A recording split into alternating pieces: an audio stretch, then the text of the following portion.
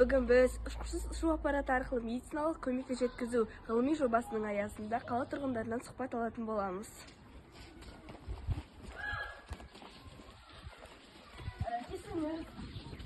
Сізге қояр бір сауалнамаларым бар еді.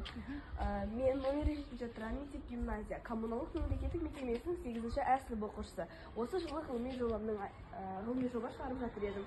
Ғылыми жобаның тақырыбы ұшқышсыз ұшу аппараты арқылы медициналық көмекті жеткізу. Сізге қоятын сауалым, ұшқышсыз ұшу аппараты арқылы медициналық көмекті жеткізудің апаттық жағдайларда қандай тиімділігі бар? Қалай көмектесе алады? Ұшқышсыз ұшу аппараты дейсің бе? Енді оның бір тиімділігі апат болған жағдайларда адам өмірін барынша сақтап қалуға көмектеседі деп ойлаймын. Рахмет жауабыңызға.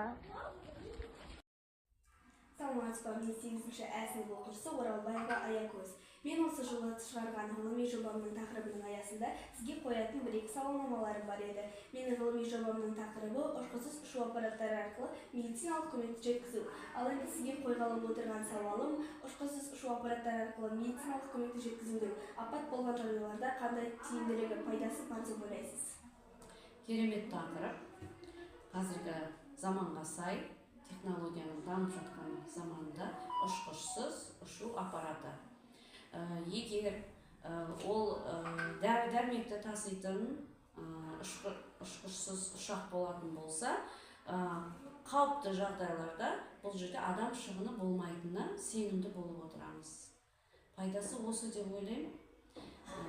Және мемлекеттік экономикалық дамуына да пайдасы бар. Экономикалық шығынсыз. Ол жерде адами фактор болатын болса, пилотқа айлық төлену керек. Және оның қауіпсіздігі бар. Ұшқышсыз болған жағдайда осының барлығы шегеріліп пайдалы деп ойлаймын. Рахмет, жауап бергеніңізге рахмет, сау болыңыз.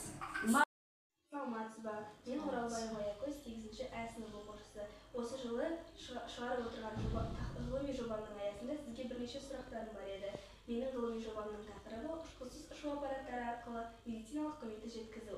Ал енді осы тақырып бойынша сізге қояр сауалым, ұшқышсыз ұшу аппараты арқылы адам өмірін қаншалықты сақтауға мүмкіндігіміз бар?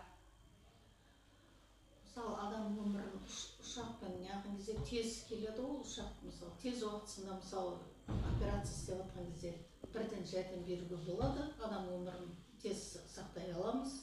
Уақытылы жеткізу берсек, адамның өмірі өте